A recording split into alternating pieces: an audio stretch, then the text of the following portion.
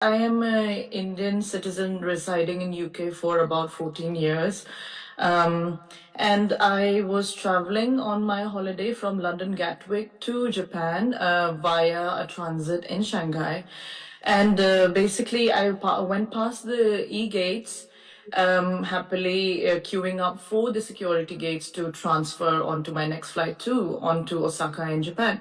And one of the officials from the Chinese immigration came over and singled me out of the queue, basically said, look, India, took my name and something and took me out. So I asked her what is happening, and she basically didn't say much and just basically asked me to follow her. Took me close to the e-gates where there is the immigration, the manual counters for the immigration. And then she went on to say, Arunachal, not India, China, your visa not acceptable, your basically passport is invalid. Very confusing moment, obviously, because never heard of that before. We obviously are proud Indian citizens, all residents of Arunachal Pradesh. And basically, she wouldn't give me an explanation. She wouldn't let me go back into the queue, said you cannot board the plane.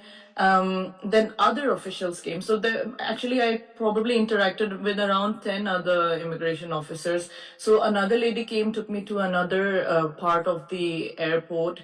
And in fact, when I tried to question them and ask them what was the issue, they said, Arunachal is not part of India, very clearly. And they said, you should apply, and started mocking and laughing and saying things like, you should apply for Chinese passport. You're Chinese, you're not Indian. Some mockery around there. Then basically they took me to the transfer desk of China Eastern, which is next to an immigration desk.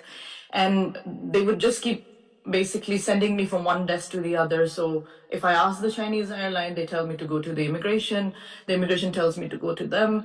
And they basically didn't give me a straight answer. I said, where is the law? What rights have you got to hold me back here?